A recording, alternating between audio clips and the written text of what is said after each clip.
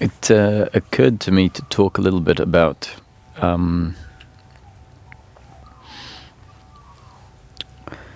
this shifting of gears, which is not really so much what's spoken about in this teaching. And on the other hand, there are the awakening teachings that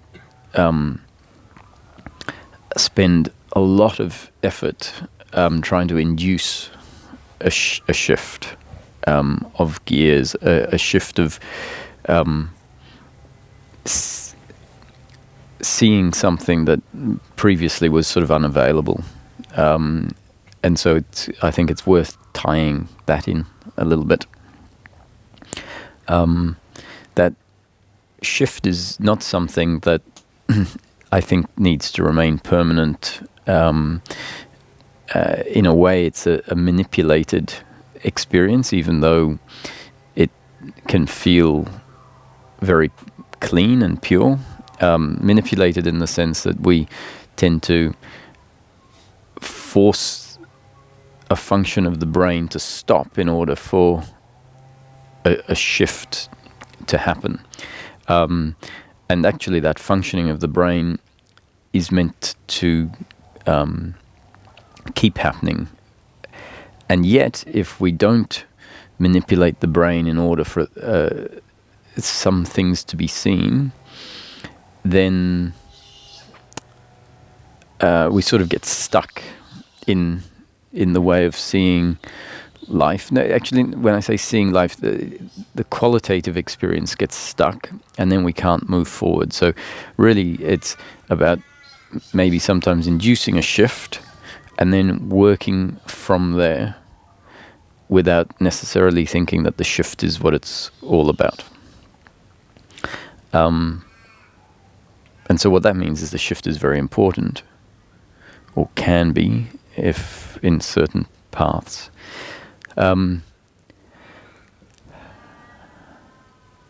What has tended to happen is that we have developed, grown in life in a way where the intellect faculty is continually labeling objects, and that's because the intellect faculty is available all the time in life. The objects are there, and because the intellect has got labels for the objects, it automatically kicks in while we're experiencing life. And not only does it have labels for objects, but it also has commentary about whether the object in that current form, whether the outcome in that current form is good or bad relative to all of the beliefs about who we are. And so the intellect is always functioning, simultaneous to the experience, and then therefore becomes part of the experience.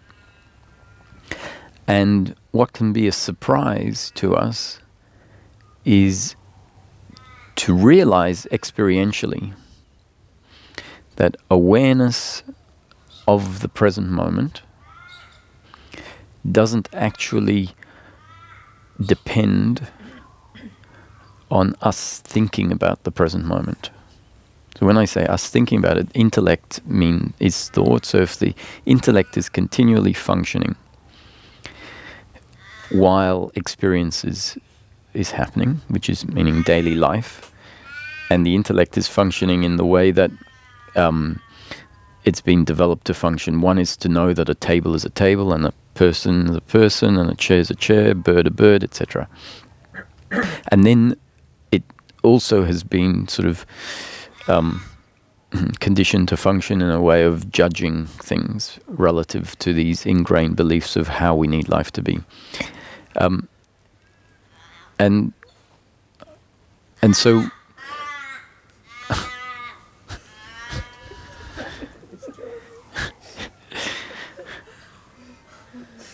and so because it's doing that functioning at the same time, automatically we tend not to know life experience independent of that thinking. It's always inclusive.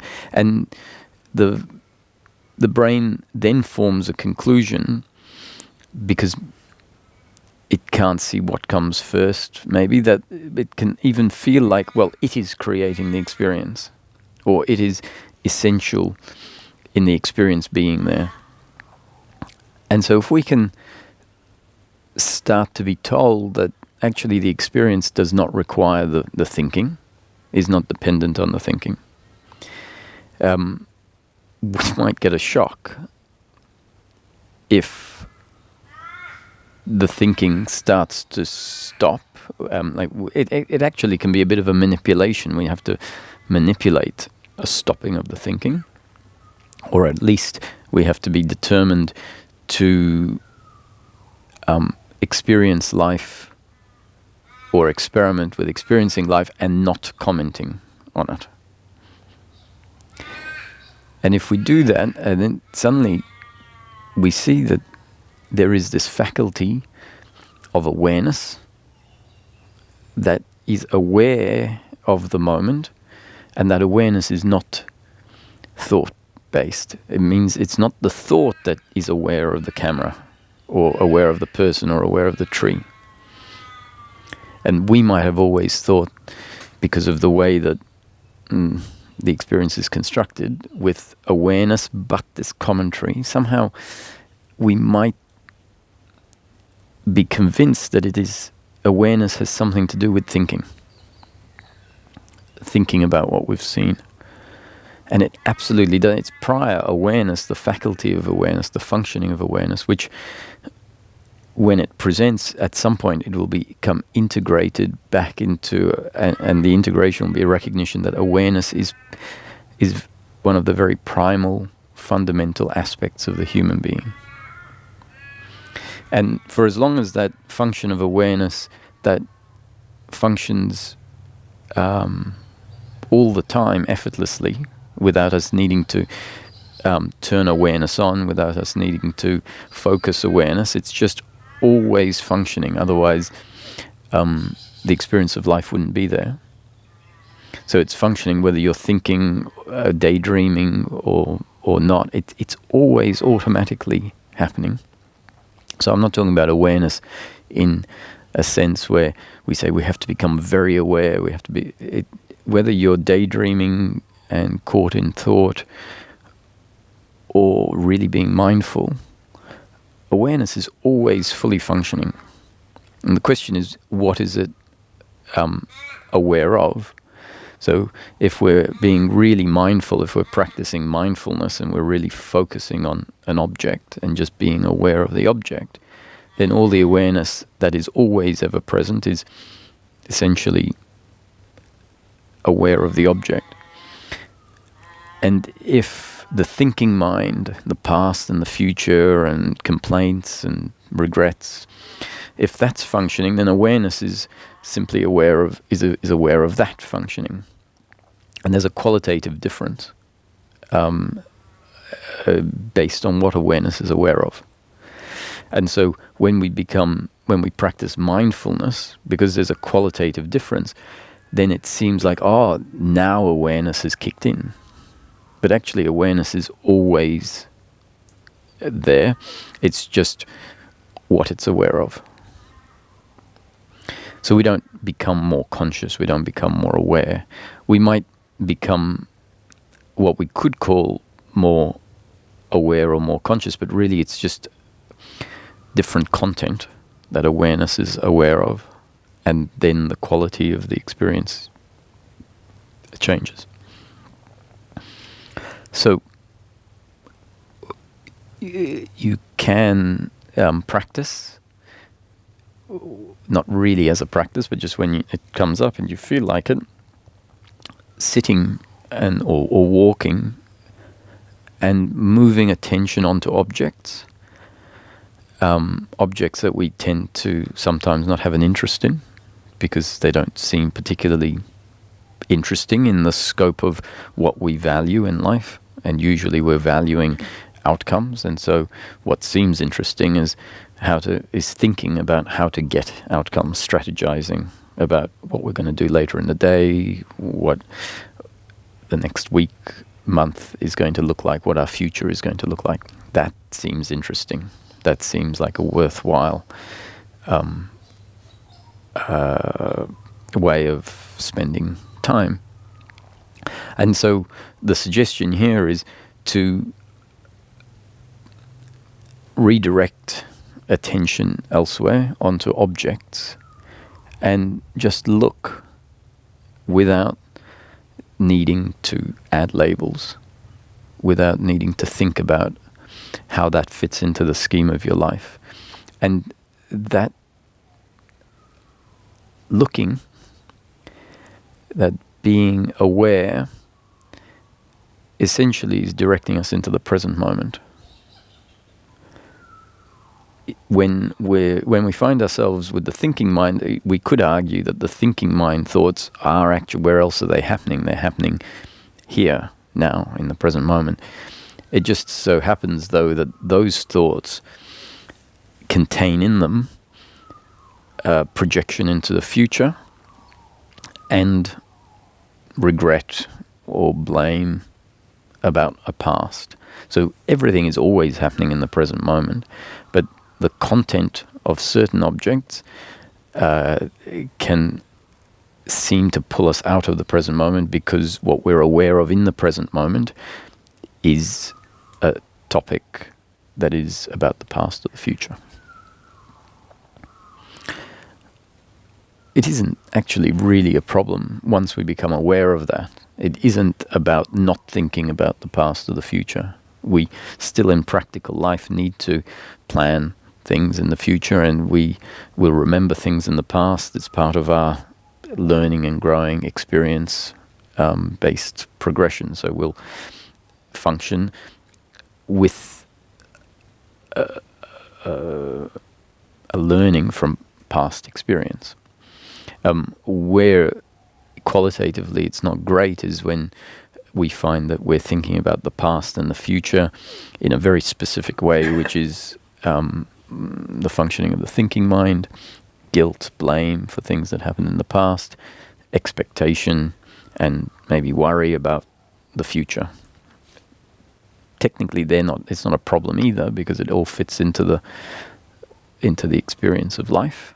But when we look at it relative to what is an optimal way of living life from the perspective of the human, optimal way of living life from the perspective of the human is to be able to function in daily life without the burden of thoughts of a certain quality, without the uncomfortableness of thoughts of a certain quality. And so if in the course of life the content of those thoughts or those type of thoughts tends to fall away, maybe it falls away because of the information that you're being exposed to, you're finding interesting in books and talks that you're listening to, etc. Then we can say, oh wow, that's how the quality of the experience changes. It's still actually just experience. From our perspective, it's a more optimal experience.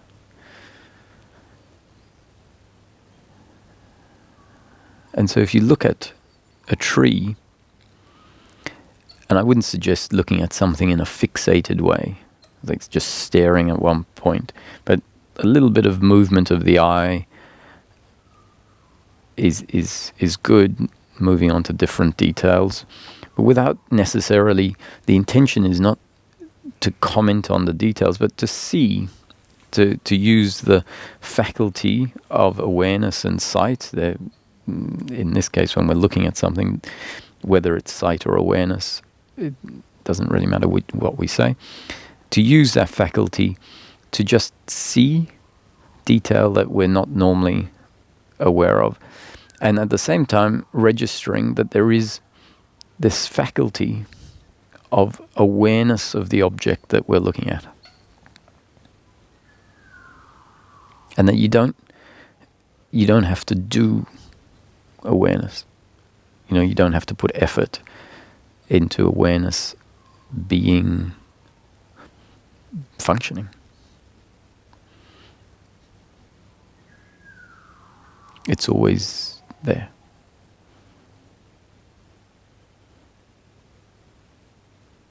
And opening the gaze, allowing the gaze to be softer and more encompassing, so you can still focus on a tree, but notice that there's a whole lot of other stuff in the field of awareness as well. You might not see the same detail on the periphery as you are on the object you're seeing, but just notice that actually there's no edges in the image, the awareness. There's boundaries because of the objects seeming to have an edge to them. But when you stop, when you realize actually there's the object that seems to have an edge, but that object fits into awareness, and awareness doesn't have an edge. Or at least your awareness is much broader, much more all-encompassing than just a single object. You might even notice that your body, at the same time as being aware of an object and all of the periphery objects, meaning a single experience, you might also become aware, oh wow, the body is also arising or existing. At least the experience of the body, the visual experience of the body, is contained within that same field of awareness. And it's recognized or registered, it's awared, it's seen, it's experienced. All of those words are sort of synonymous with each other. It's experienced simultaneous to the rest of the experience and part and parcel of the whole experience.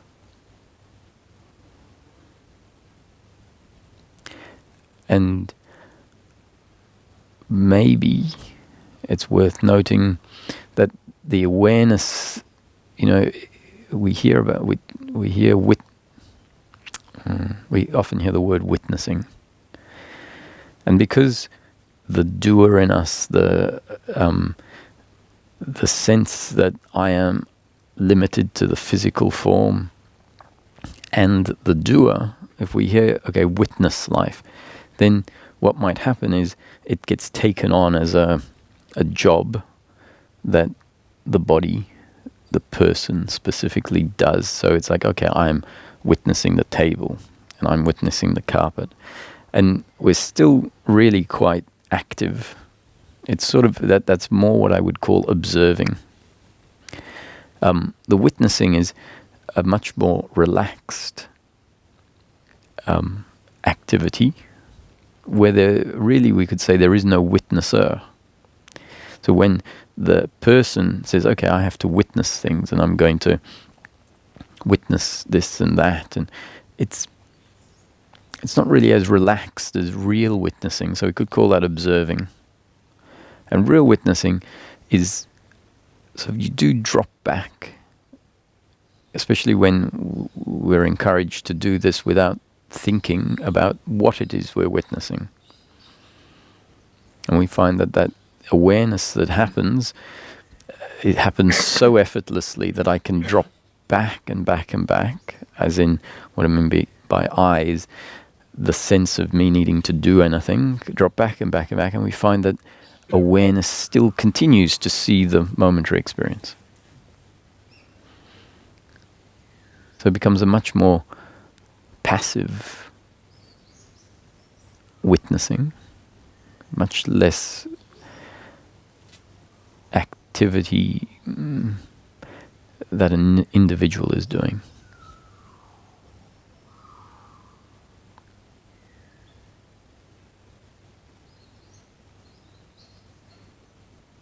And what we'll find is that the functioning of the intellect, which is not, it might sound like that's a bad thing.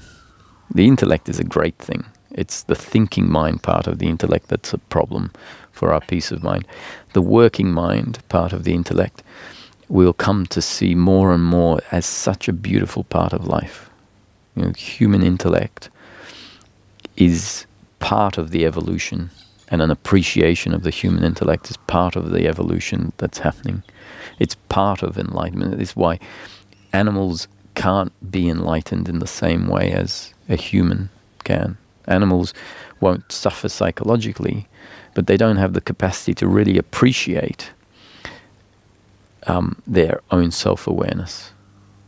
And that appreciation of the own self-awareness, you know, we might think that it's the awareness that is just, it's self-aware.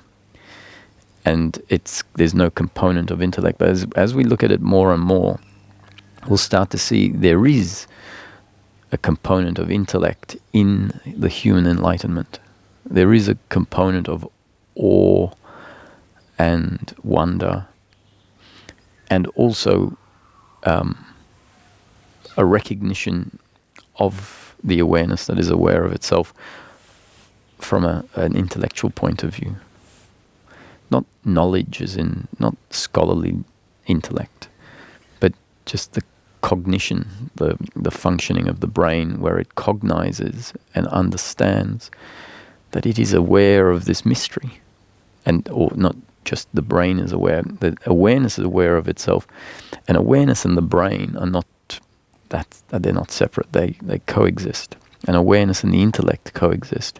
So awareness and the thinking mind and all the suffering coexist.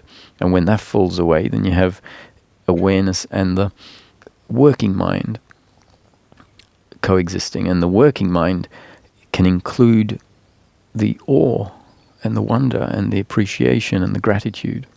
So the intellect is not as uninvolved in the appreciation of life as we might be led to believe at some points.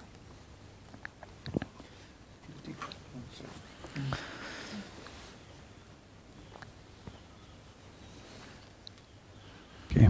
Do you think, Roger, that maybe we cannot experience this like because of our fixation, like we have in somewhere on the particular body, maybe in the head, in our back, or maybe lower extremities? Because I found myself when I was like, it was like like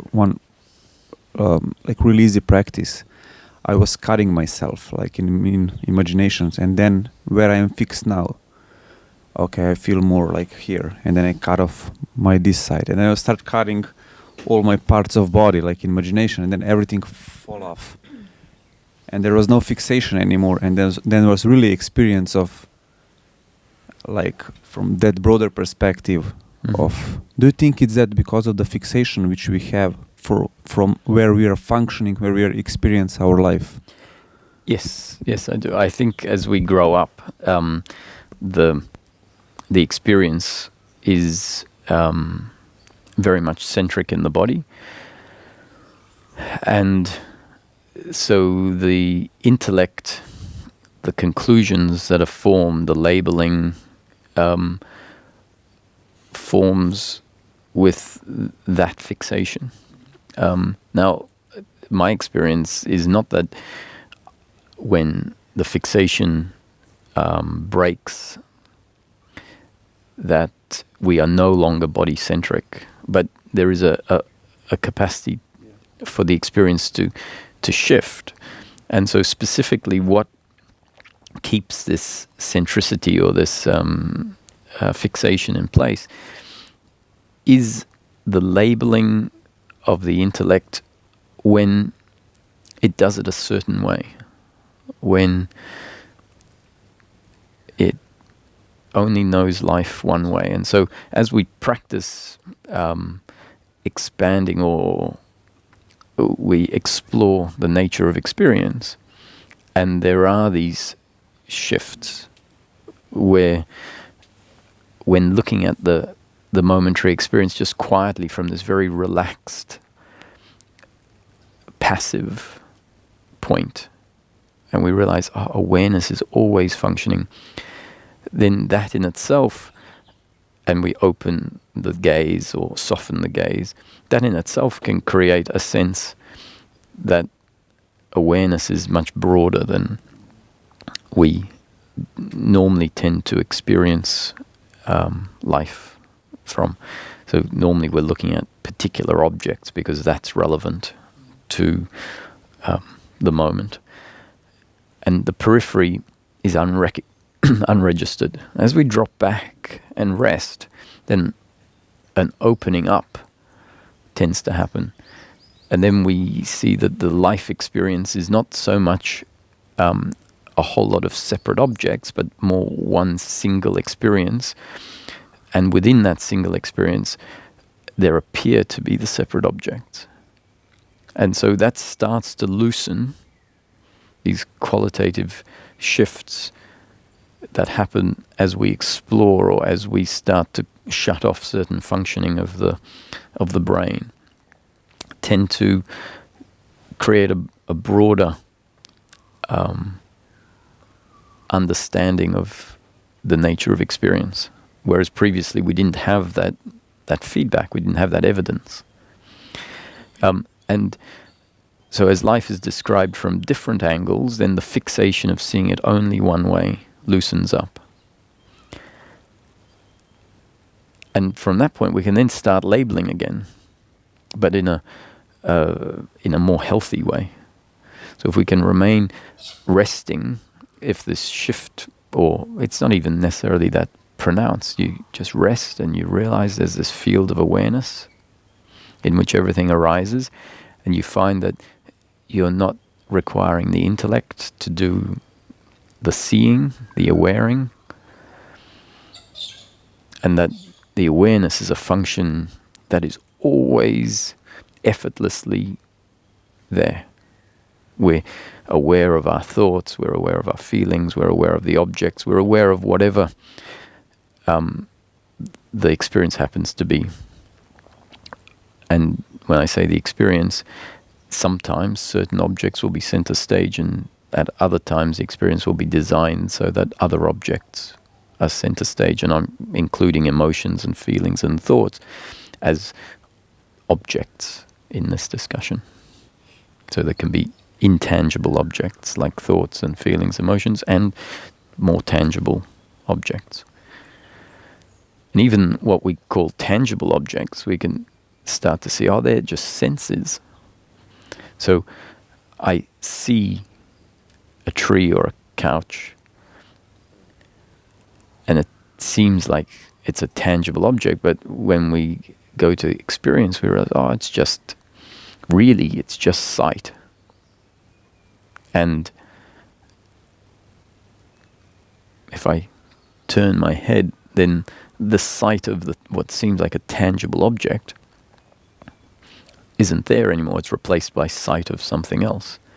And so the tricky one is touch, because touch seems to say, it's real because I'm touching it. But the sense of touch is also a sense that is designed to produce a certain sensation.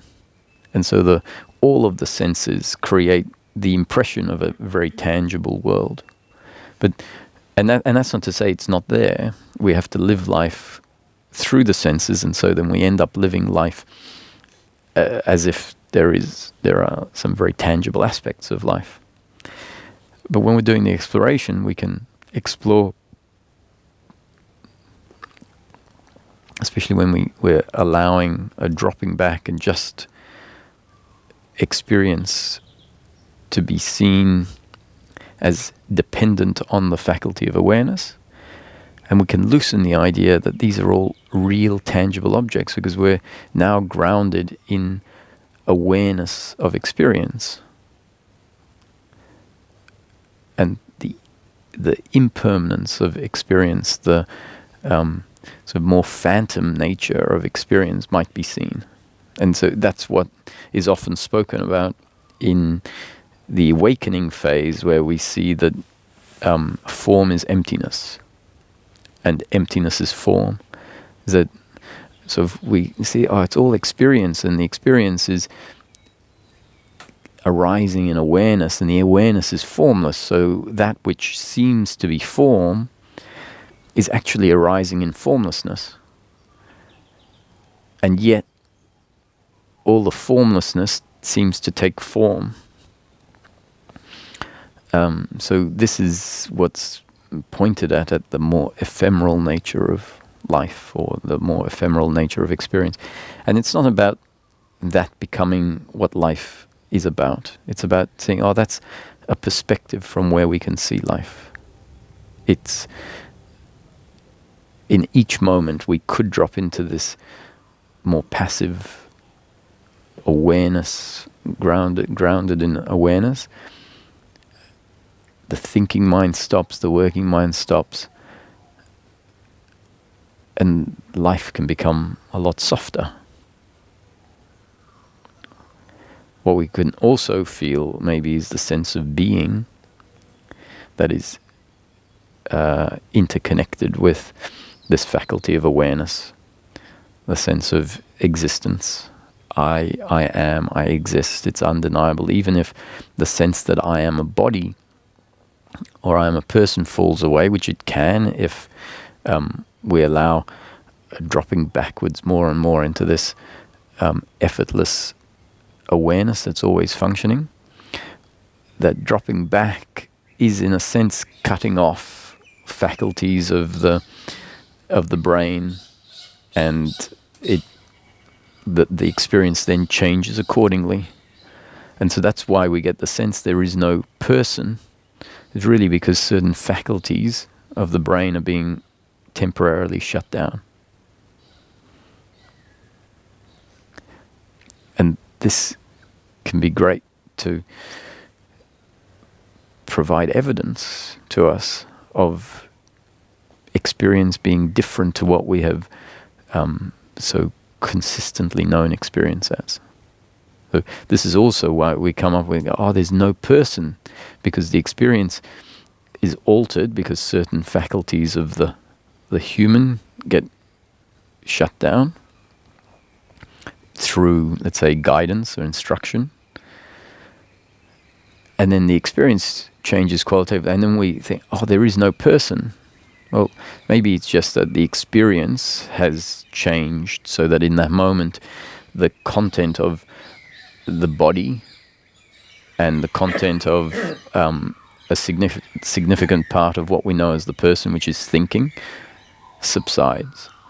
And so we can start to see, the person is actually part and parcel of experience. And so as certain components of experience falls away, we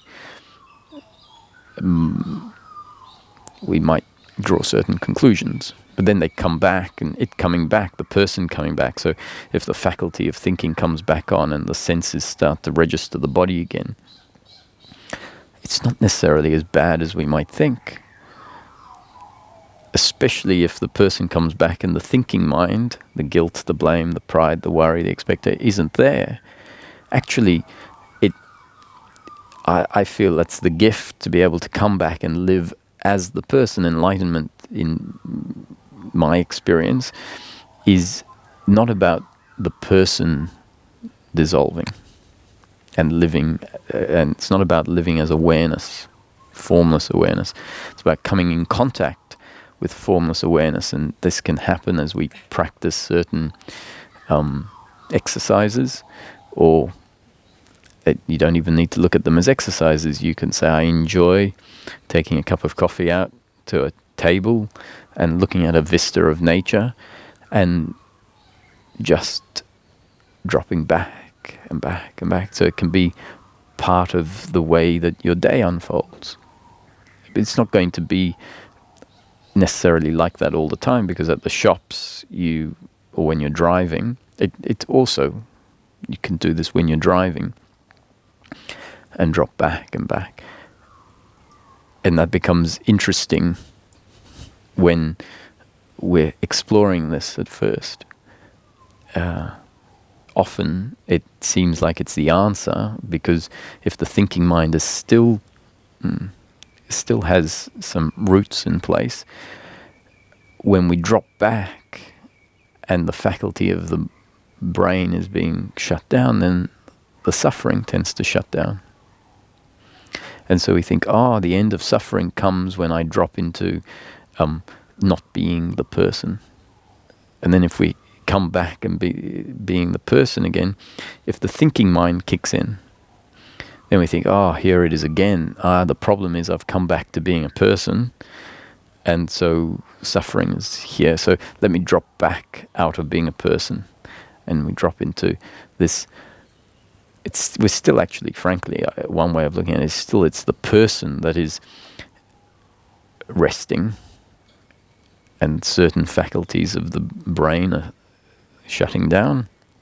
So we're still the person, but the experience is different.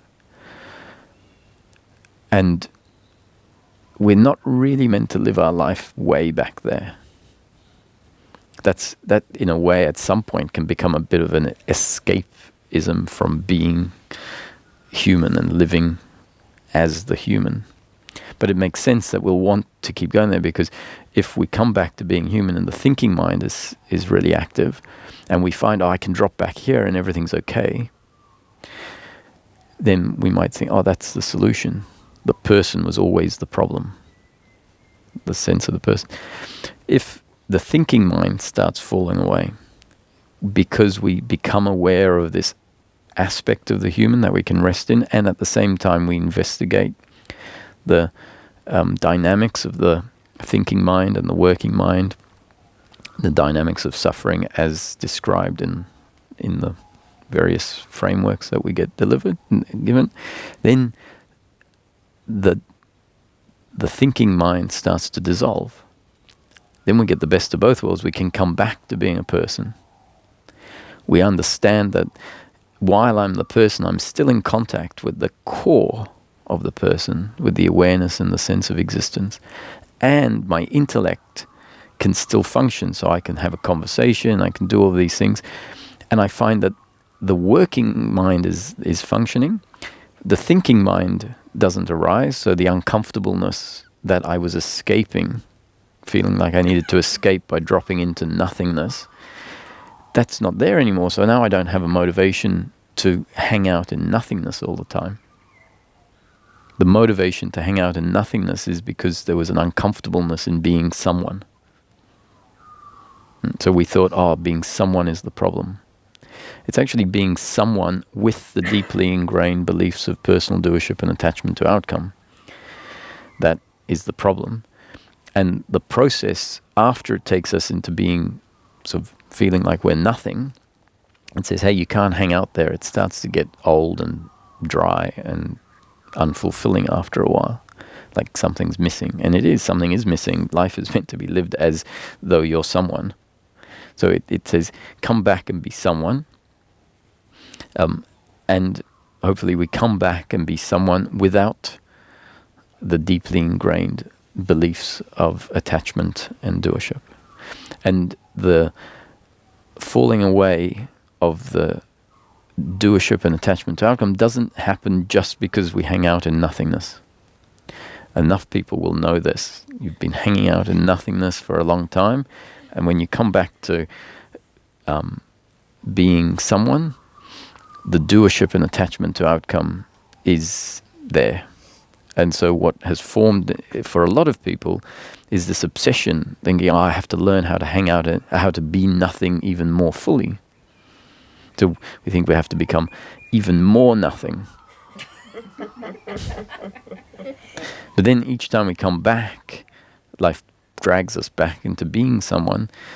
It's uncomfortable. So we go, you see, there's the problem. I'm someone again. Let me be no one. Whereas if the process starts to work on the doership and attachment to outcome, it starts to dissolve. And then we can sort of go in and out of being nothing, resting in being when we're in meditation or when there's nothing particularly to engage in life. And at the same time, come back and be someone, but now we're someone that is different to the someone we knew historically. It's someone that doesn't feel disconnected, doesn't feel separate from source, doesn't feels separate because there are these ingrained beliefs that say, I'm the one that's making life happen. My happiness is dependent on life looking a certain way and you acting this way and the other acting this way. That's fallen away. And so then this flow where we can feel like I'm being lived and life is unfolding as it's meant to unfold. A sort of a surrender has happened, a surrender to God's will, or a surrendering of my volition, my doership has fallen away. And as I mentioned yesterday, that surrender to God's will is paradoxically accompanied by the sense that, I have free will in each moment to do what I want. So we end up seeing, God's will, what I've surrendered to God's will, unfolds by me feeling what to do next.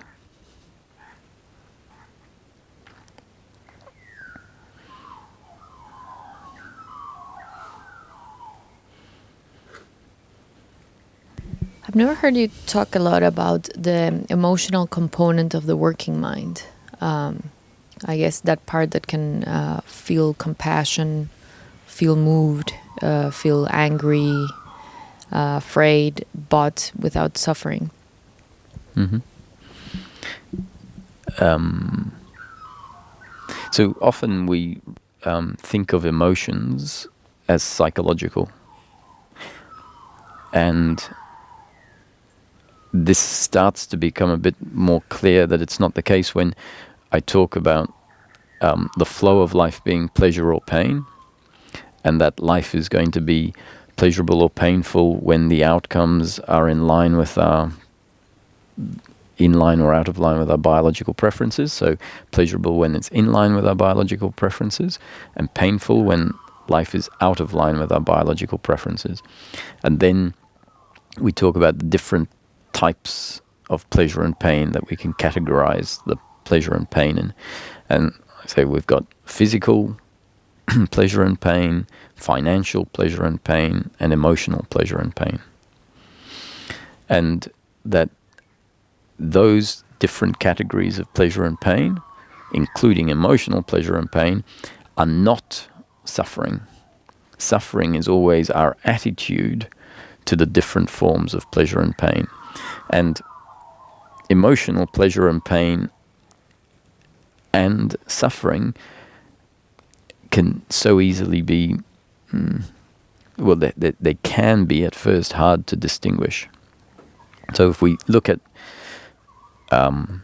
physical pleasure and pain, and then come to see what suffering is in relation to physical pleasure and pain, the distinction can become easier. So we stub our toe, and we have a sharp pain in our toe. So that's very clearly physical pain, not in line with my biological preferences. And it's not a mental thing. It's there because we have nerves and biological makeup, so biological preferences. So the pain is there. That in itself is not suffering. If this is a very important distinction, the distinction between pain and suffering.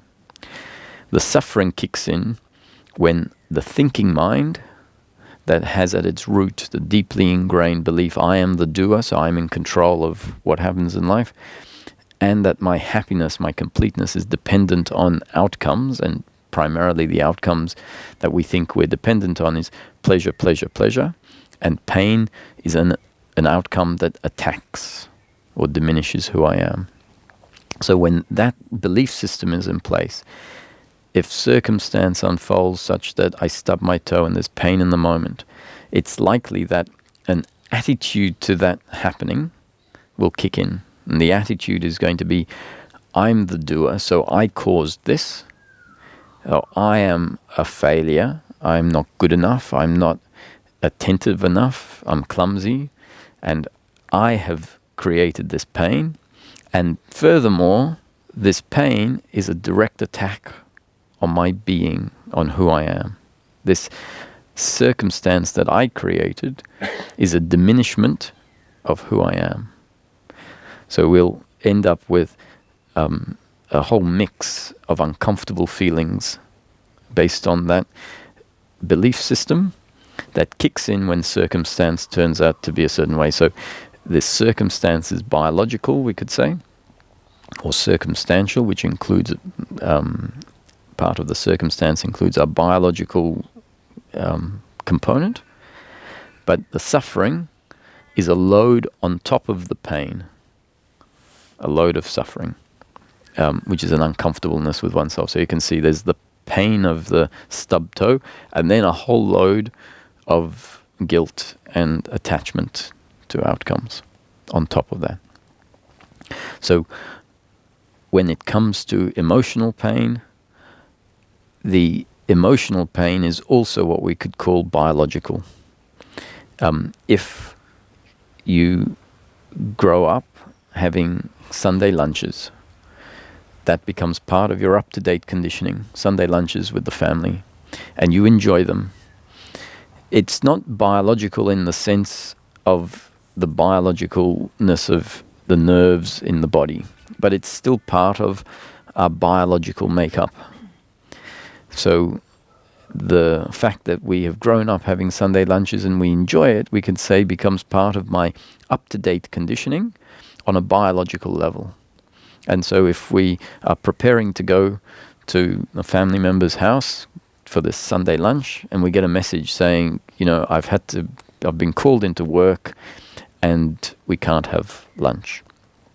That circumstance is not in line with our biological preferences. And it's the biological preferences here are not creating physical pain,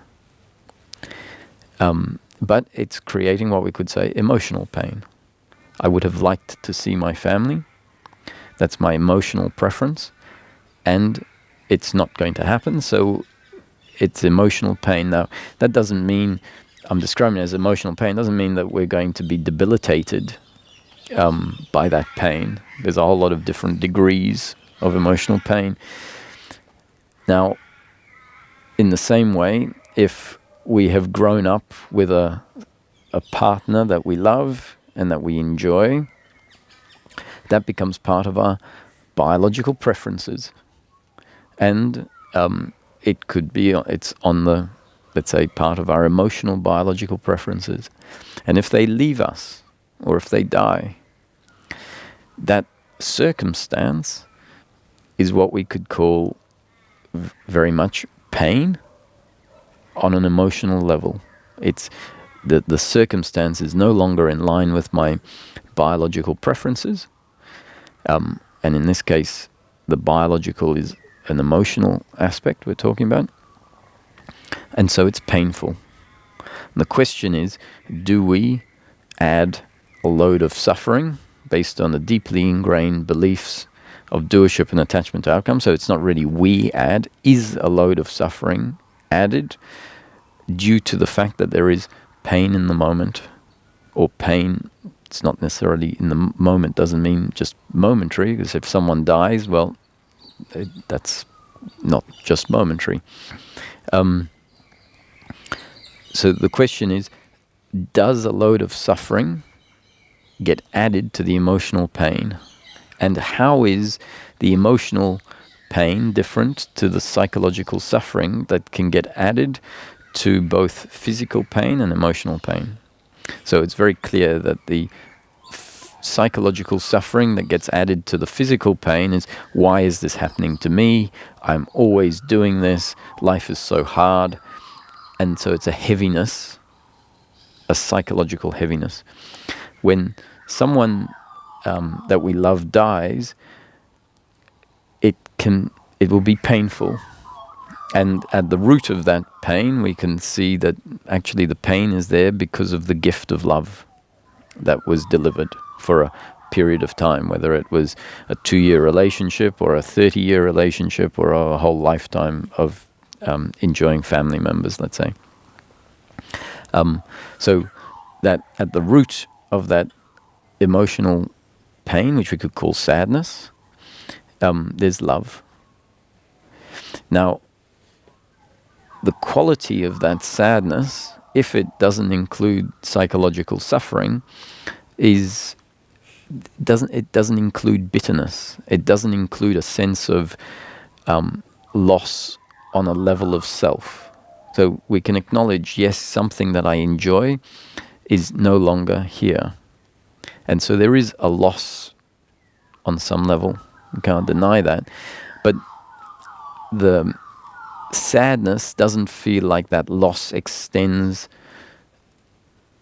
into the depths of my being. So I don't feel like I am now just half of what I used to be.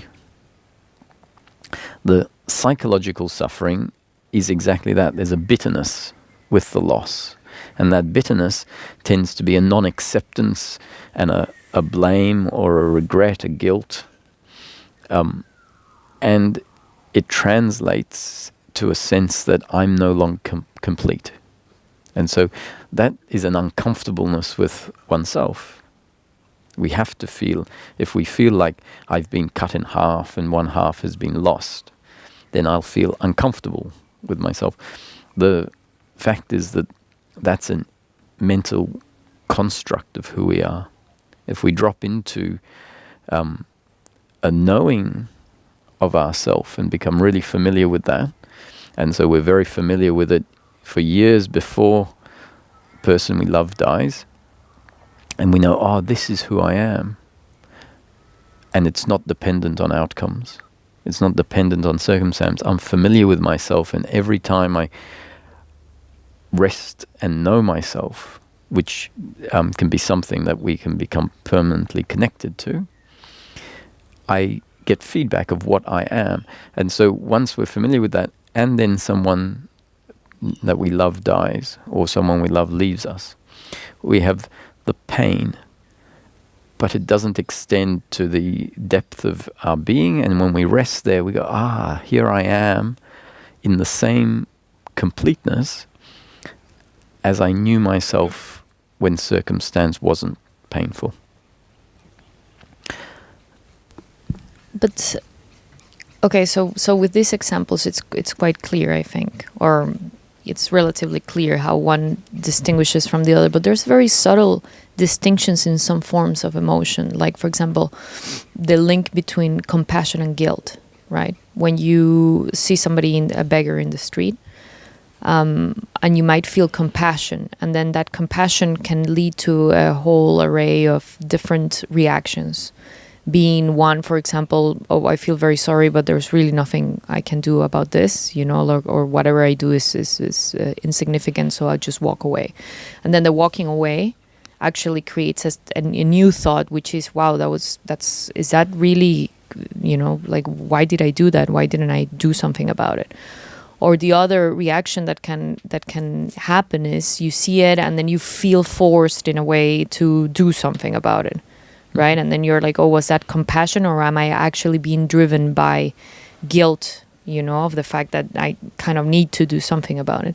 So there's it's very subtle. It starts getting very murky in those situations, because you really can't see the boundary of the reaction, and you can't really feel, because they're very subtle forms of discomfort, and they can be very, very quick, and they can fade away as the situation fades away. So there's a lot of different links between a circumstance that will lead to an emotional reaction, and then that will lead to suffering, and they all are very mild forms. So it's very hard to distinguish what the boundary with them. Yes, if we talk about them, the boundary is particularly blurred sometimes. As we start to become more and more familiar with what guilt and regret looks like when it appears, meaning in some cases it's very clear. It's like we walk past a beggar, maybe almost even feeling like we wouldn't mind if there was a dollar coin handy in our pocket, if it was in our hand. Sometimes it's not about not giving. As you say, these things can be very complex. If it's in our hand, it's great. Oh, it's easy, we give it. But if we're walking along and it's in our wallet and we don't know what we've got in our wallet, and so sometimes we can find ourselves walking and not giving, and then when we get to the next shop, we put our hand in our pocket and we find, oh, there's a dollar coin, which I would have been more than happy to give to the beggar, let's say. But we didn't, because the whole situation was all a bit too much. We would have had to stop, pull out our wallet, wondering what other people think, because some people will be thinking, why are you encouraging the beggar to be there? The beggar might think you're going to give him a $50 note and then you give him a dollar coin. We're also very concerned. If you're in India, If you're in India, the beggars will come and in, see you. yeah, exactly. The other thought is, I don't want to stop, check if I have a dollar coin. He gets excited, and then I find I don't have a dollar coin, and I say, sorry, I only got a 50, and next time. So there's a whole lot of complex movements that, now, to me, all of that I've described could well be a mix of a biological movement, or some of those things could actually be psychological, where I'm embarrassed about what other people think, but that could also be biological. So it is a very complex mix. And as we start to question these things when they happen, as we start to bring awareness onto them, with at least the framework distinction between biological and psychological, between the pleasure and pain and the suffering component. And we start to feel, because at the end of the day, this becoming aware of what suffering feels like, and suffering is described in a generic term as an uncomfortableness with oneself, an uncomfortableness with the other. Ultimately, even when it's an uncomfortableness with another, it's an uncomfortableness with oneself. And that word uncomfortableness with oneself, I found to be a really good descriptor. Don't you think that pain sometimes can actually feel like that? Like, it's really hard to understand exactly what the range of being uncomfortable with yourself is. Like, because sometimes a situation, just seeing a situation, can actually make you feel uncomfortable. Yeah, well, I think that the reason that is usually because the very nature of doership and attachment to outcome means that when pain or pleasure arrives, when the attachment is there, what arises is a mix of the pleasure and pain and the attachment that's going to come up because the attachment is there. So we don't often know a feeling independent of suffering. As we start to sort of pry them apart, there's a very clear difference between pain and I hesitate to use the word the uncomfortableness of pain. I wouldn't, it's better not to. There's a very big difference between the painfulness of pain and the uncomfortableness of suffering. Just because one gets dragged along, like it gets carried on, and the other one is kind of like vertical? No, the quality of the two. So even if you have the pain of pain and it gets extended in time, it's significantly different to the uncomfortableness of suffering that gets extended in time. In fact, the pain of pain often does get extended in time, even though we describe it as a biological reaction is vertical in time. When you have a headache, that pain, which is the pain of pain, can be there for an extended period of time. And if our relationship to the pain is one of non-attachment and non-doership, which means to just understand that I didn't create the headache, that it's part of destiny, and that there isn't even a God to blame for it, and that it's just life, then the pain of pain will be there, and the uncomfortableness of the thinking mind is absent. Whereas if there's attachment, the pain of pain is there, and intertwined in that, and sometimes non-discernible to us, as being separate from the pain of pain, there is the uncomfortableness of, I'd much rather that I didn't have a headache. Not only, just a sense, why do I have a headache today? I wanted to go out and enjoy the sunshine, and I can't, or I've got lots of work to do and I have to lie in bed, that resistance to what is, the resistance to the fact that, well, you do have a headache and it's just part of life. So there's the two different ways of being with that. And qualitatively, we can, I know, I'm sure you know, qualitatively we can become familiar with it. And the more subtle forms of it require, I suppose, a sharper discernment skill. Those are the ones that, like, for example, with this beggar situation, there was a time where I had decided, like, every time I felt like it, when I saw a beggar, I would go into a shop, if there was a shop close by, and I would buy something and give them food.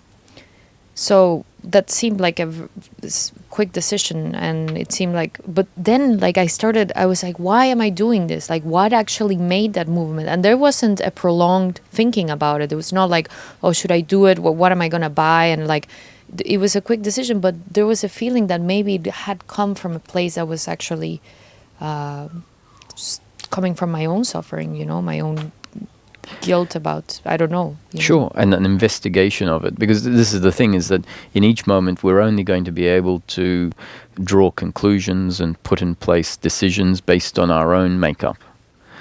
And so we quite possibly are going to put in a solution that isn't as biological a solution as we might like. And as we stick with it, then the thought might come up and say, "Well, I'm doing this because I'm feeling guilt about my situation compared to the beggar's situation." And so the conclusion that I came up with was actually a conclusion to sort of cover up the guilt or deal with the guilt. Now, that doesn't make it wrong. It just means that that's the conclusion at that point in time. If we see that decision is perpetuating an uncomfortableness, if we really start to feel and be really interested, that uncomfortableness that is being perpetuated based on the decision we've put in place will be noticed. And when it's noticed, we'll say, this is guilt, let's say. And you look back and you realize, what I've done is set up a new should. I should give a beggar some of my good fortune whenever I see a beggar. Now, when we set up a should like that, what we're in a sense doing is bypassing the spontaneity in the moment. The real wisdom is if someone says, "How will you act when you see a beggar?" And you say, "I don't know." Like, I can say my tendency is that when I walk a certain path, so in India, each morning I walk up a mountain to go and sit in a cave. And I do it every day, and there are the same beggars along the way. And they do some little tasks, keeping the path clean and tidy. And, some of them are grumpy towards you. That's their strategy. Others they have this beaming smile. Others, they all have their unique personality. And what I found is that going past, over the course of 3 kilometers, maybe 6 different beggars that are along the way, I decided where possible I'll leave with 10 rupee notes, which is a very small amount, but for a beggar it's like, that's we'll say thank you for that and see you tomorrow. And so I'll try and have 6 10 rupee notes in my pocket. So that became one of my conclusions. So I said, it's easy to I know it's there, my hand is in my pocket, and as I go past, it's like, just pull it out. But I also know that if I don't feel like it in the moment, my strategy is a loose strategy. It's like something I'd like to have on hand if I feel like it, but at the same time, if one day the beggar is talking to someone else and he's not looking at me, then that day they might not get the 10 rupees.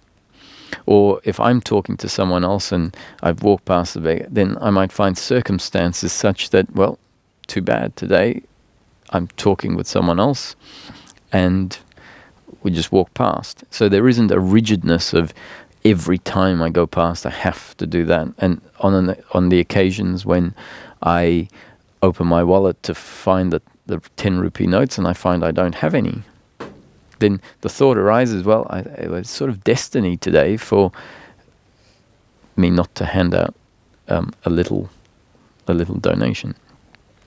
So there's a whole lot of different circumstances that can affect a strategy, let's say, that I've put in place. But the strategy from the start, I know, is very loose.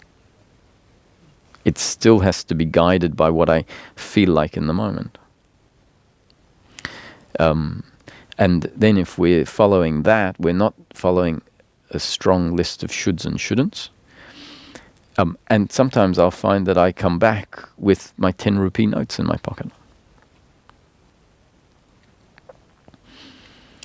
So, yes, the trick here, because when we talk about it, it's hard to discern the qualitative difference between emotional pain and suffering. And so let's talk about when we see a beggar on the street. Let's say in India you can see them in sort of fairly unfortunate physical condition. And you can see some of the injuries. They really should be in hospital or being treated. And so when you see that, what arises there is an emotion, an emotional pain. So let's assume there's no guilt and blame and wondering why is life like this. Your attachment and doership component has fallen away. So there is an understanding that all of these things are part of life. And so I can say, well, it's like that because life is designed for there to be homeless people that don't have medical attention and do get sick. And seeing life like that doesn't then mean that, oh, there's nothing I should do about it. If I feel like it, I can give them a donation to help them fix their thing. So the fact is that when it's seen, it's an unfortunate situation. And so depending on the person's makeup, they will feel something that we can call an emotional pain. The question is, once again, based on their makeup, is that emotional pain flooded with suffering? And the answer is most likely absolutely yes, because the default situation is that humans have been grown with the inclusion of doership and attachment to outcome.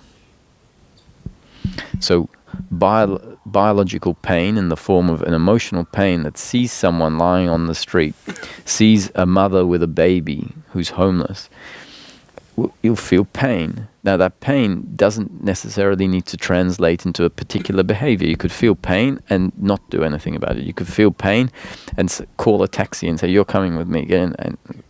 Or the range could be huge as to what you do biologically.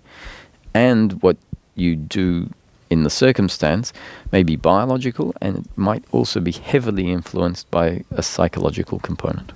And it's up to the individual to start discerning and feeling what their internal experience is made up of, and to discern whether that is helpful to the experience of life that we're being guided towards, the experience of life that we're really looking for. We know we're really looking for it because when it sets in, we find, this is how I can live life and be okay with life moment after moment. So that is a way of being in life that is free of suffering, which doesn't make us complacent, it doesn't make us irresponsible, it doesn't make us inhumane or uncaring.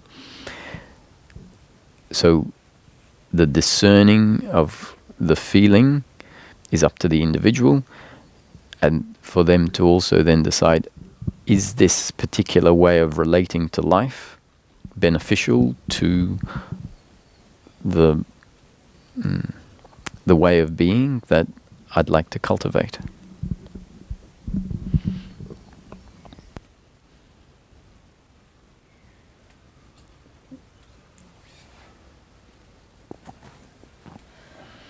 Yeah, I had this similar experience, like Danielle says, and it was like where I was working at that time, like this garage, and there was a lot of beggars on the street.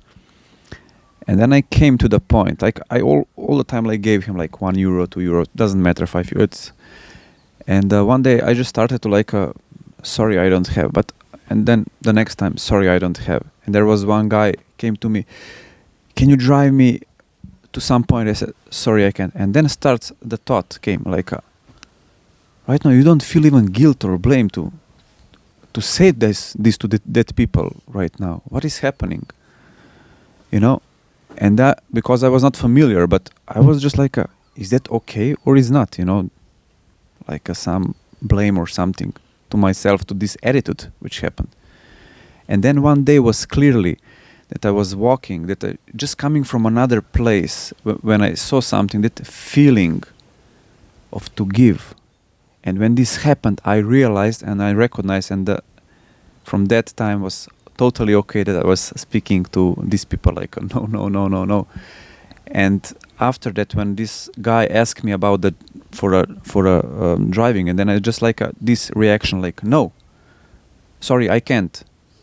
And I was thinking, yeah, there is a bus station. It is coming like every 10 minutes. It's just like, and then this contemplation starts to happen. And then really recognized from which place are coming something. And it's, it's like that happened, yeah. Yeah, then from that place, when we say no, because it's not about giving, the attitude is not about what we do, it's about the attitude towards what we do. And so once we are allowing a biological response to happen, one that we're not trying to control, then if that kicks in, it's like in the next moment I might say yes or no, I might give, I might not give, and it's not about what I do. What I do is actually destiny unfolding, both my destiny, their destiny, and life destiny. And so once we kick into a place of dropping how we should act in the next moment and just allowing the moment to inform us, and it will. There will be a reaction or a response. So when I use the word reaction, I'm not talking about a reaction that I just simply mean a biological or a psychological movement. But that's like exactly, that's my point, is like for the purpose of the investigation, like if the exercise is to really feel from, it doesn't really matter what you do, that's very clear. Like if you feel like giving or not giving, like it's okay. But for the purpose of the investigation, if you're really trying to track down why a feeling of doing or not doing comes up, that's where it can really become very confusing, because based on your makeup, you can actually be acting out of a very mild, subtle form of suffering. Sure. So you'll only know this by allowing the reaction to happen, and the reaction will be what it is, a mix of biological and psychological. And once it happens, you then have there is the feeling to be aware of. Before it happens, there isn't a feeling to be aware of. So my suggestion is just allow it to happen however it happens, which is going to be based on your genes and up-to-date conditioning, which could include this psychological attachment in there, or guilt. So allow it to be that. It doesn't matter that it's coming from guilt. It only matters in so much that it's going to be less comfortable. And the only way it's going to change is to allow it to happen that way and find that there is an awareness, an awareness on your internal landscape that is curious to see from where I am functioning. Isn't that the solution? is that yes, of course that's the solution, but it's really not. When you're looking for the root of it, like if you just allow it to happen, then it will just happen, and it might keep happening forever. You know, like you might be raised by a stingy father, for example, right? And then what the impulse will be is I don't want to give them money, and then you might be completely okay with that.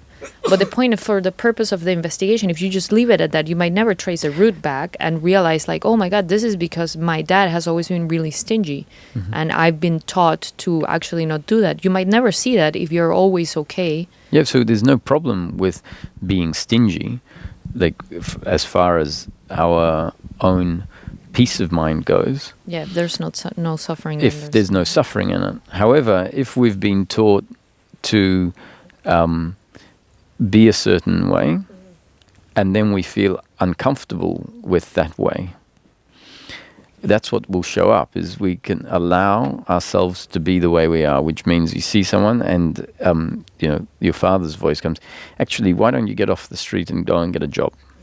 Right? That's what and then you might actually notice that that's got a judgment in it or blame in it. Let's say you just say no, then you walk off and you feel this uncomfortableness. It's that assessment of the situation, especially if you are discerning the uncomfortableness, that is going to show you what the root of the problem is. Otherwise, how do we know what the root of the problem is?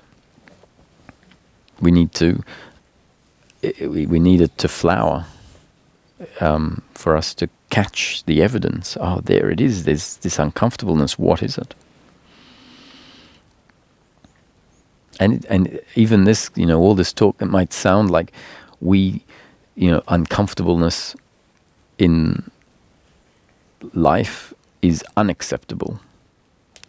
The fact is that suffering is a significant component of life, meaning that humans have been designed to grow in a way and in a world that ingrains these false ideas of who we are as the doer, with a need for outcomes to be pleasure, pleasure, pleasure. And when that's the case, suffering is bound to be there. And if we resist the suffering being there, that's another layer of suffering. So all of this talk about coming to function in a way where there is less suffering is talk of what is potentially available when life brings about certain changes. It is a birthright of the human being, where the makeup, or the structure of the human being, when it's conditioned or reconditioned a certain way, is capable of living life free of suffering. However, we're not really in control of how life has conditioned us up to this point, and we're not in control of how life will recondition us after this point. So ultimately, whether the suffering ends or not is not in our control. However, in each moment, we still get to do whatever we feel like, and if we feel this impulse arising, I'd like to listen to this topic instead of a topic of how to make $1 million in cryptocurrency. If that urge comes up, it's an interesting sign. It's a good sign. It's that urge has arisen because of my genes and up-to-date conditioning that life has put in place.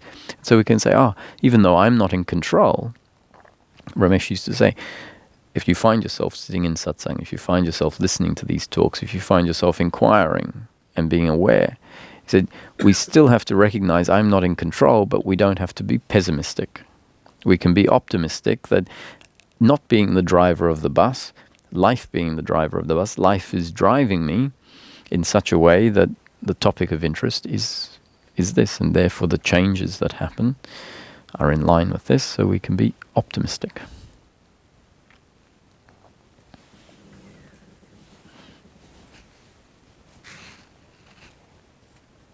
Can you talk some about boredom, especially in this transition? Yeah, boredom is a form of suffering. It's an uncomfortableness with life as it is. When you look at it, it's linked to an attachment to outcome, wanting there to be more pleasure in life than there is in that moment. And so you're sitting there essentially feeling uncomfortable with yourself in this present moment, and the information we're given is, if only I had something interesting to do, it would be okay. But actually that information is not giving you the right answer. So whenever suffering informs us of a solution, we can pretty much disregard it as wrong, because suffering itself stems from an error about what life is and who we are. And so all of the answers that the suffering tell us will solve the problem are essentially wrong also. It's diverting the attention from the actual issue, which is an uncomfortableness with oneself, and making it seem like it is circumstantial. And so when boredom is there, if we understand it's a form of suffering, if we understand that suffering arises because life has engendered or ingrained a deeply ingrained set of beliefs, then we might be able to relax and say, I understand why this feeling is here. It's here because there must be a deeply ingrained false set of beliefs of who I am and what life is. So if we know a causal link between something, so a mechanic who understands how a car engine works, a mechanic can hear a certain noise, a knocking noise, let's say, and because there's a deep understanding of causal links. For us, we hear a knocking noise and we don't know what it is. The mechanic hears a knocking noise and he says, the pistons are worn, or your timing is off. Timing? What's timing? And he understands timing is, the way that all the pistons move relative to each other, and it's creating this knocking noise, let's say. So if we understand the mechanics or the dynamics of certain things, we can diagnose based on evidence. So a doctor will do differential diagnosis based on seeing evidence, seeing symptoms. Say, okay, you've got these 3 symptoms. Those 3 symptoms can exist with these 5 illnesses. Then they say a 4th symptom. Ooh, that one doesn't exist with how many illnesses? 5, let's say. That 4th symptom only exists in 2 of them. So drop 3 of the 5 off, and now it's down to 2 possible illnesses. And then another test comes in, and it's, this test means it's not conclusive, but it looks like it's pretty much this one. Or the test could come in and show something that is mutually exclusive to only one illness, and then the doctor can say, this is what you have, based on a diagnosis of understanding the dynamics of the different illnesses. So once suffering arises, if we're equipped, we can say, this is happening because my genes and up-to-date conditioning includes the beliefs of doership and attachment to outcome. It's very general, but it's great. It's actually an explanation. It can allow us to relax. Because if the understanding is also deep enough to understand we're not in control of the genes and up-to-date conditioning. We didn't make that combination the way it is right now. And the way it is right now creates suffering. I know that because I see the suffering arise, let's say. And so that understanding automatically can lead to an acceptance of the suffering. Whereas if we have suffering, which is an uncomfortableness, and we don't know why it's here, especially if we think, I'm making it, then we're not going to be able to accept it.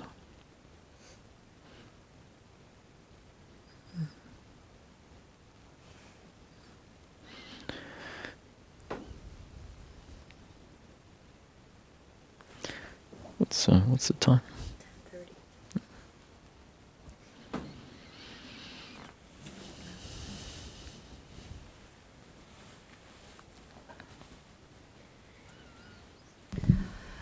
Can you say a few things about dependencies? Like, if someone is dependent on cigarettes or alcohol or something, and I mean, from one hand he should do what he feels like, and from the other he shouldn't because it's not good for him. So it's like an internal battle inside.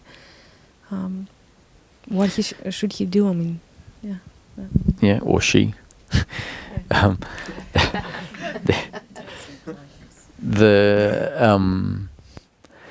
so what tends to drive a habit or an addiction, that's because you can have lots of habits and some of them are just simply not a problem. But if you look at addiction, what tends to drive addiction is an uncomfortable feeling inside. And the uncomfortable feeling inside tells us what the solution is going to be. Or we learn that the best I've come up with to deal with this uncomfortable feeling is engaging or indulging in my addiction. The feeling that informs us will say, if you can feel loved, for example, then that will counter this feeling, that will prove this feeling wrong. So what that means is that in the feeling of uncomfortableness, when we look at it, we might find that there is a sense of worthlessness, a sense of not being good enough, not being lovable. That could be what the uncomfortableness actually is. Now, what I've just described is quite an acute understanding of the uncomfortableness. Often, when we feel it, it doesn't tell us that. It requires us to really dive into it to see, wow, that's what the uncomfortableness is. So often we just feel this nebulous uncomfortableness. And it drives us towards a certain activity. Now, if we look at the activity it drives us towards, it can be a hint of what is at the base of that uncomfortableness. So someone who does feel unlovable may be addicted to sexual encounters, maybe even with strangers, because that sexual encounter is, when it happens, is sort of proof. This is proof that I am good enough, that I am acceptable to the other, like someone has chosen me sexually. And so if we can find circumstance that seems to invalidate the deeply ingrained belief, we could become addicted to those circumstances because we find that they continually, temporarily validate I'm good enough instead of the feeling that says you're not good enough. The problem is that the feeling itself is an error, and so engaging in the addiction that seems to counter the error is never really the solution. So when we look at this dynamic I'm describing, we can look at it in more, I've described a fairly specific form of it, but generally speaking, we can say that the feeling that drives the addiction is an uncomfortableness with oneself, and that uncomfortableness could be guilt, blame, pride, anxiety. So all the full range of suffering can arise, create this uncomfortableness, and then the uncomfortableness will say you need something in circumstance to make this better. The uncomfortableness is based on an error, and so what it tells us that we need in circumstance is a lie, effectively. Or at least it's not really ever going to solve the problem. So the answer is to dive down to the root of what is driving the addiction, which is the uncomfortableness, and see what specifically the uncomfortableness is. Hopefully, we have enough information from life that we trust, and maybe even our own experience, that shows us that the story that is at the base of the uncomfortableness is a belief, a false belief of who we are, rather than fact and truth. And when we look at the uncomfortableness, we'll find that usually it's a form of shame, a form of guilt. The deepest form of uncomfortableness with oneself is shame and guilt. And so to undo the very deeply ingrained shame and guilt, we often can't just go to the core, because the core, shame and guilt, has got several layers beyond it of the same dynamic. Or if not the same dynamic, it could be shame, but then on an outer level it could be blame of the other. But blame and shame are actually very linked. We tend to blame the other because we don't feel valid in ourselves. If we felt completely valid in ourselves and the other one says you're not good enough, we don't blame them for telling us we're not good enough, because we know we're good enough. So if the root of the issue is shame, what tends to be there are several layers of other suffering. Let's keep it simple and say that there's shame and the addiction is alcoholism. What will tend to happen is that person will be driven to drink alcohol from the uncomfortableness, and then another layer of the uncomfortableness, the same uncomfortable, will kick in and feel not good enough for having drunk the alcohol. So that's an extension of the root uncomfortableness. And if we think that we can undo the root uncomfortableness and yet leave the more outer expressions of that uncomfortableness untouched or undealt with, we're wrong. We'll only be able to undo that root uncomfortableness if we can deal with the same uncomfortableness on the outer levels first. Which means that if we drink, which we're driven to do because the uncomfortableness is so intense, the first process of undoing that sense of shame is to not feel shame for having drunk. Which can sound very counterintuitive when we think that the problem is my drinking. Because essentially what I'm saying is, if you're driven to drink, drink. See that you're driven to drink by something you're not in control of. That means understand that it wasn't your doing to drink. You were forced, you were lived by the uncomfortableness to drink. And so with that understanding, there's a possibility of not feeling shame about having had another drink. Not feeling shame about having failed to stay sober. And I'm sure plenty of people watching will say, this is terrible advice to give to an alcoholic. And I'm not actually a qualified alcoholic counselor. But what I'm talking about is a dynamic that I do understand. And I think that the cycle will carry on where the deep shame that is driving which is the uncomfortableness that's driving the alcoholism, is bound to remain in place if the person keeps feeling guilty for the things that are happening on the most recent level. So the guilt at the bottom could be linked to an event that happened 50 years ago.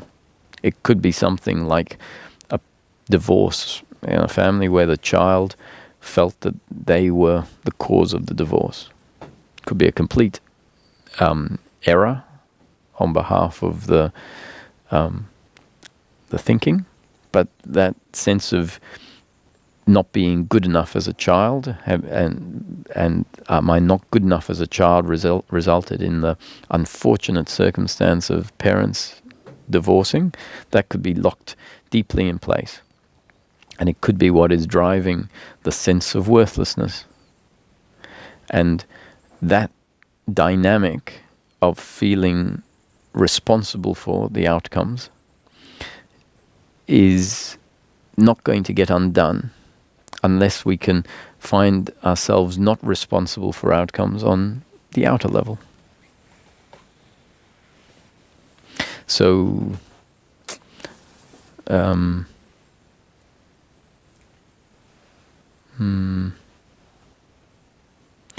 yeah, relax into your addiction. Drink up. At least what I really mean by this is that if you do that, if you find yourself aware of what I've just mentioned while having a drink, so you are aware that there is an uncomfortableness, maybe you're never aware of that, that's already going to be a huge step forward in the process. If you become aware that that uncomfortableness tells you the solution to the uncomfortableness, and what it's telling you is drink. And so you see that you are driven. You might try and hold back, and you hold back and hold back, and at some point it's just so uncomfortable you can't hold back. So you see that whole process now. You're being aware of the process. So you see, I can't hold back. I tried to hold back, and at some point the intensity was too much. And then you drink. And then let's say you start to feel guilt for drinking. And awareness is in this process now because you're aware of all the steps. So you become aware of the guilt. What are you aware of? You're aware of the sense, I'm not good enough because I had another drink. And then it might be clear that that's another form of suffering. A thought might come up that you were forced to drink by your genes and up-to-date conditioning. Now, this can sound like, people can say this is a cop-out, right? That you say that you were forced to drink by your genes. And what if it's true? I mean, we might not like the sound of it on one level, but what if that's how life works? Then it's not a cop-out, it's clarity. So what I'm saying is, have a drink and see what happens. That seeing, that being aware. I'm not saying just drink, and with no awareness. I think it's pretty unlikely that, given the question arises, that the awareness on the whole process isn't going to be there.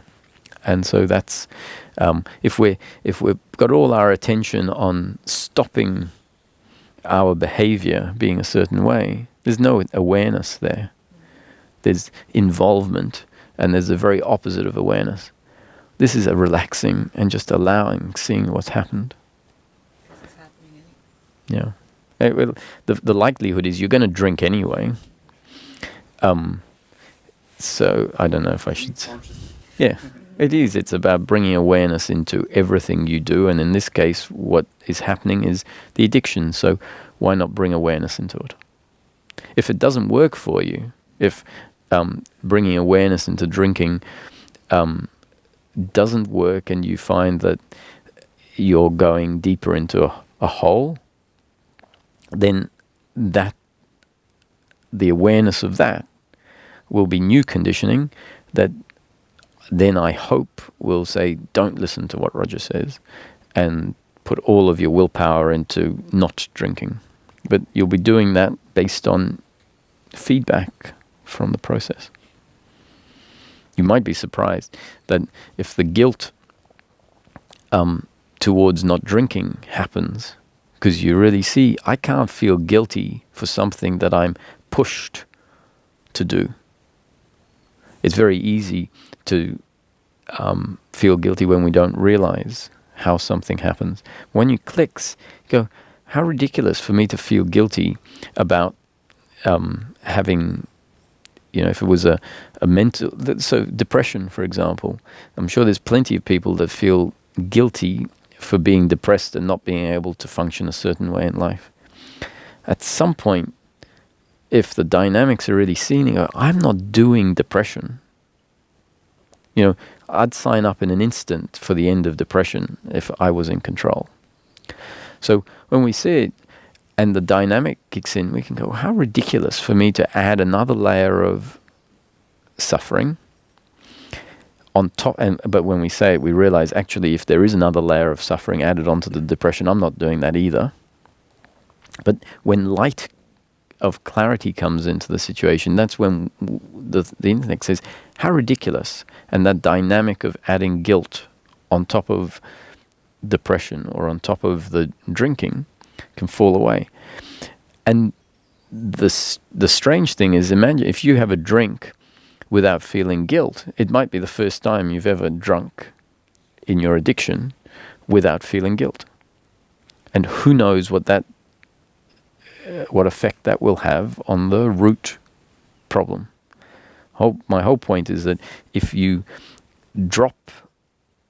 guilt on the outer level drops, the guilt on the outer level is directly connected to the root source of guilt. So if it falls on the outer level, what you know by default as the differential diagnosis expert is that has reduced in intensity. The root has now reduced in intensity. And to the extent that the guilt on the outer level starts dropping away, the intensity of this is getting less and less and less.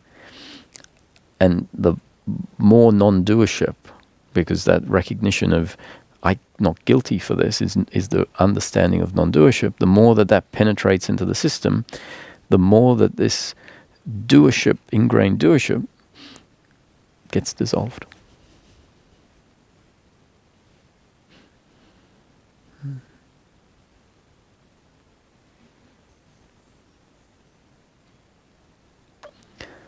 Sounds like a good little project.